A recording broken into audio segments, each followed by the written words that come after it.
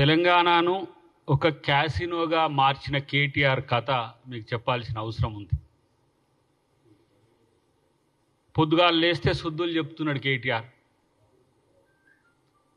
ఇవాళ తన మిత్రుడు పోచంపల్లి శ్రీనివాసరెడ్డికి సంబంధించిన ఫామ్ హౌస్లో జరుగుతున్న అత్యాధునిక హంగులతో, నీకు సింగపూర్లో, గోవాలో, నేపాల్లో, లేకపోతే థాయిలాండ్లో ఇంకేముంటాయి ఇట్లాంటి క్యాసినోలు నడిపి, శ్రీలంక, ఇట్లాంటి వాటిల్లో ఎక్కడ దొరకని కోళ్ళ పందాలు లాంటివి కూడా మీకు, పెరుగు కూడానట, ఎక్కడ దొరకని కోళ్ళ పందాలు కూడా మీకు ఇక్కడ అత్యధిక సంఖ్యలో పాల్గొనడానికి చౌక ధరలో దొరకబడుతుంది. అది కేటీఆర్ మిత్రుని ఫామ్ హౌస్లో.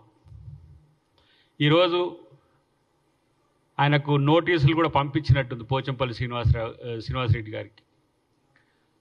A1గా తను ఉన్నాడు. ఆయన ఎవరు అంటే కేటీఆర్ మిత్రుడు. పెద్దల సభకి ఎన్నికైన ఎమ్మెల్సీకి సంబంధించిన ఫామ్ హౌస్లో ఇంత పెద్ద ఎత్తున అసాంఘిక కార్యక్రమాలకు నిలువుగా ఉంటే వీళ్ళు మాట్లాడితే పొద్దుగాలు లేచి నీతులు చెప్తూ ఉంటారు.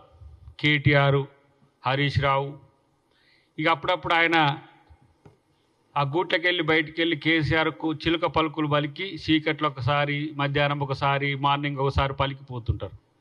నేను అంటున్నా, మా ప్రభుత్వానికి కూడా విజ్ఞప్తి చేస్తున్నా, దీనికి సంబంధించిన అంశంలో నిజానిజాలు ప్రజలకు తెలియాల్సిన అవసరం ఉంది. ప్రత్యేకించి కేటీఆర్ ఈ రాష్ట్రాన్ని అధోగతి పాలు చేయడానికి చేసిన చర్యలు ఏవైతే ఉన్నాయో అవి మనం చెప్పుకోవడానికి కూడా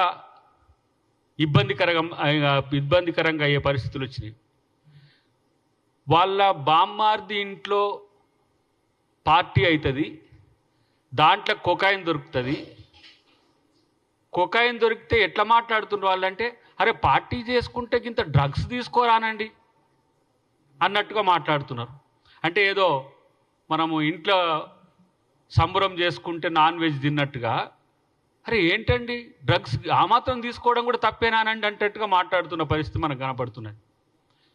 ఈరోజు పబ్బులు దాదాపు 90 పైచిలకు పబ్బులు, మేజర్ పబ్స్ ఇవాళ తెలంగాణలో రావడానికి కూడా కేటీఆర్ కారణం.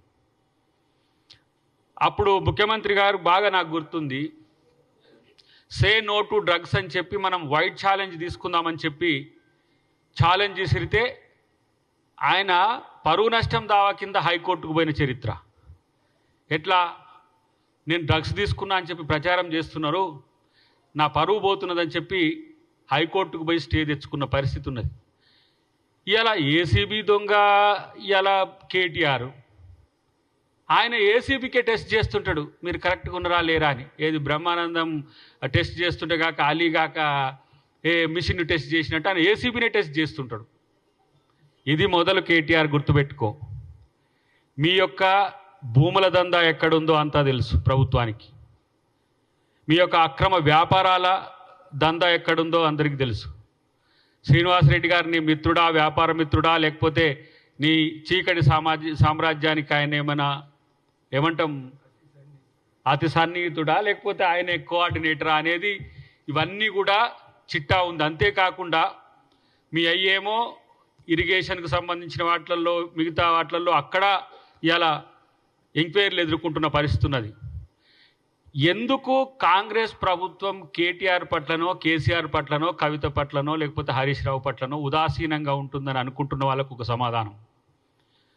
మీరు ప్రభుత్వాన్ని పరిపాలించమంటే వీళ్ళని అరెస్ట్ చేసే పనిలో ఉన్నారేందని చెప్పి సమాజం అనుకోవద్దనే ఉద్దేశంతో. కానీ వీళ్ళ నలుగురు కోసం పోరాడుతున్నారు తప్పితే ప్రజల కోసం పోరాడే దరిద్రులే కాదు వీళ్ళు. ఇలా కేటీఆర్ హీరోనట. ఏం హీరో అంటే నువ్వు క్యాసినో హీరో. నువ్వేం హీరో అంటే కోళ్ళ పందాలు. సిగ్గున్నాదిరపై మీకు కనీసం. కోళ్ళ పందాలు ఆంధ్రలో సైతం సంక్రాంతికే ఆడుకునే కల్చర్ ఉన్నది. ఎక్కడైతే దాని నేటివ్ ఉందో మన పక్కన ఉన్న రాష్ట్రం, మనం అందరం కూడా కోళ్ళ పందాలంటే అందరం కూడా ఉమ్మడి ఆంధ్రప్రదేశ్లో సంతోషపడ్డ వాళ్ళం. సరే, దానికి కోడి కత్తులు కట్టి అదొక హింసాత్మక సంఘటన చేసి అది పోలీసులు చూసుకుంటారు. కానీ ఆ దసరా పండుగ ఒక ఎత్తు తెలంగాణలో జరిగితే సంక్రాంతి పండుగను కూడా ఆంధ్రలో జరిగేదాన్ని మనం అందరం కూడా సంతోషంగా చేసుకునే చరిత్ర ఉంది. కానీ సంక్రాంతికి ప్రజలు ఆడుకునే సంబురాన్ని కూడా కమర్షియల్ చేసి పడేసి 2 years నుంచి దందా నడుస్తుంది. వీళ్ళ టీఆర్ఎస్ ప్రభుత్వం హయాంలో ఇచ్చిన పర్మిషన్స్ ఇవన్నీ కూడా. వెనుకటికి సన్బర్న్ పేరు మీద ఒక ఈవెంట్ ఇక్కడ జరిగేది, అది మొత్తం నంగా ఆటల ఆట. దానికి పర్మిషన్ ఇచ్చింది కూడా ఇప్పుడున్న ఈ కేటీఆర్, అప్పుడు మున్సిపల్ శాఖ మంత్రి. ఇప్పుడు ఈ చుట్టుపక్కల ఉన్న చిన్న చిన్న చెరువులు, చిన్న చిన్న వాటర్ బాడీస్ని అంతా కూడా నీ అనుయాయులకు కబ్జా చేస్తుంది. 2014, 2024 చిత్రపటాన్ని బట్టి గారు స్పష్టంగా చూపించిన పరిస్థితి మనకు కనపడ్డది. మరి కబ్జాలకు కారణం మీర్రా నాయన అని చెప్పి హైడ్రా తెస్తే, మూసీలో ఈరోజు అక్రమాలు చేస్తుందని చెప్పేసి ఇక్కడ తనకున్న సోకాల్డ్ ఎవరైతే ఒక 100 ఎవరో ఉన్నారట ఇన్ఫ్లుయెన్సర్స్ సంథింగ్, వాళ్ళంతా పొద్దుగా లేస్తే 11 గంటల నుంచి 9 గంటల వరకు వాళ్ళు వార్తలను ఫ్లేడప్ చేయడమేనట. ఇగో ఈ దొంగలకు నాయకుడు ఎవరు, దొంగలకు హీరో ఎవరు అంటే కేటీఆర్. వాళ్ళ అయ్యేమో వాళ్ళ బావో బామ్మార్దో వాళ్ళిద్దరు తేల్చుకొని వాళ్ళిద్దరు ఇట్లా హీరో ఎవడైతే వాడు చూసుకుందాంలే తర్వాత అని చెప్పి ఆయన అప్పుడప్పుడు బయటికి వెళ్ళి కూస్తూ ఉన్నాడు. నేను అంటున్న కేటీఆర్, ఈరోజు దొంగలు నీతులు చెప్పే అవకాశం ఉండదు. అసలు మీకు ఏమైనా ఏమంటాం దాన్ని, సారా అమ్మి బయటకు వచ్చి జైలు నుంచి బయటకు వచ్చి చెయ్యి తెలంగాణ అని అలా చెల్లి అంటది. అవినీతి అక్రమాలు చేసి ఏసీబీ బయటకు వచ్చి జై తెలంగాణ అంటారు. అసలు మీకు జై తెలంగాణ అనే ఆ నైతిక హక్కు ఎక్కడిదిరా బాబు మీకు? మీ పార్టీ పేరేంది? మీ పార్టీ పేరు భారత రాష్ట్ర సమితి. తెలంగాణను మేము మొత్తం డెవలప్ చేసినాం, మేము తెలంగాణను మొత్తం మేమే అభివృద్ధి చేసినామని చెప్పుకొని భారత రాష్ట్ర సమితిని మార్చుకొని గుణాత్మకమైన మార్పు కొరకని ఢిల్లీకి పోయినారు. మీరు ఢిల్లీలో ఆఫీస్ పెట్టుకున్నారు, మళ్ళీ వీడికి వచ్చి జై తెలంగాణ అంటున్నారు. తెలంగాణను దోచుకున్న దొంగలుగా తెలంగాణ ప్రజలు మిమ్మల్ని గుర్తిస్తారు తప్పితే, ఇంకా మీరు తెలంగాణలో వచ్చి రాజకీయాలు చేస్తాము, తెలంగాణలో వస్తే మేము ఇగో ఏదో చేయబోతాము. ఒకడు అంటాడు ఇక వచ్చేది మనదే, ఇక రేపే అంటాడు. ఇలా నేను అంటున్న ఒక మాట, మీ నుంచి మీ ఎమ్మెల్యేలు 10 మంది ఎందుకు పక్కకు పోయినారో కనీసం మీరు ఎవడైనా మీరు ఆత్మపరిశీలన చేసుకుంటుండ్రా? మీ అయ్యబోయి ఫామ్ హౌస్లో పడతాడు, మీరేమిగో ఈ డ్రగ్స్ ఇట్లాంటి వ్యాపారాలలో ఉంటారు. మీ వ్యాపార అభివృద్ధి కొరకు మీరు రాజకీయాలు చేస్తుంటే మీ ఎమ్మెల్యేలు మీతో ఎందుకు ఉండాలి?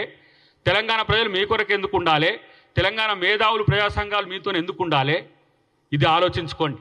ఊకనే కాంగ్రెస్ పార్టీకి రేవంత్ రెడ్డి గారికి పట్టం కట్టలే. మీ యొక్క దొంగతనాలు, మీ యొక్క అక్రమాలు, మీ యొక్క దోపిడీలు, మీ యొక్క తెలంగాణ ప్రజల్ని వంచే తీరును బట్టే ఇలా కాంగ్రెస్ పార్టీకి అధికారం ఇచ్చింది. ఎందుకంటే తెలంగాణని ఇచ్చింది కాంగ్రెస్ పార్టీ అని నమ్మిండ్రు కాబట్టి.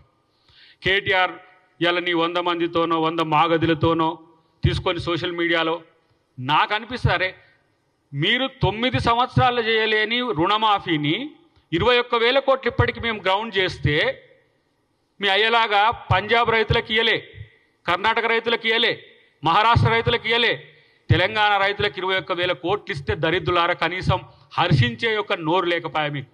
మళ్ళీ పైగా రైతు రుణమాఫీ కాలే, రేవంత్ రెడ్డి ఊరికి పోయి అడుగుదాంపా, లేకపోతే ఆడికి పోయి అడుగుదాంపా, నీ సిరిసిల్ల పోయి అడుగుదాంపా, నీ సిద్దిపేట పోయి అడుగుదాంపా, ఒక 10-15 గొట్టాలను పెట్టుకుని అలకాడికి పోయి మీ టీఆర్ఎస్ వాళ్ళతో మాట్లాడిపించుకుంటూ కాలేదంటారు. మరి 21,000 కోట్లు ఎవరికి ఇచ్చిండ్రు? మీరు ఒప్పుకున్న రైతు బంధును మేమిచ్చినాం.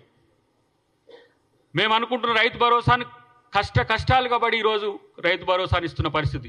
60,000 కోట్ల పైచిలకి ఇలా రైతు కమ్యూనిటీకి ఈ ఒక్క సంవత్సరంలో ఇచ్చిన పార్టీ ఇలా కాంగ్రెస్ పార్టీ, కాంగ్రెస్ ప్రభుత్వం. మేము ఏనేంది ఫ్రీ బస్ ఇచ్చినామంటే లేదు, ఆటో వాళ్ళకి నష్టమైంది అంటారు. ఆటోలు వేసుకొని తిరుగుతాడు కేటీఆర్. ఏది మొత్తం ఈవెంట్ మేనేజ్మెంట్ చెట్టు ముందు ఒక కెమెరా, వెనుకొక కెమెరా పెట్టి. మీ పార్టీ పాలసీనా చెప్పండి, ఒక నిర్ణయం తీసుకోండి. మహిళలకు ఫ్రీ బస్ ఇవ్వడం అనేది మేము వ్యతిరేకిస్తున్నామని చెప్పి పార్టీ నిర్ణయంగా చెప్పండి. ఇలా మహాలక్ష్మి బస్సుల పేరు మీద పెద్ద ఎత్తున మహిళలకు ఇలా రవాణా సదుపాయం కలుపుతుంటే ఓర్వలేని పరిస్థితిలో మీరున్నారు.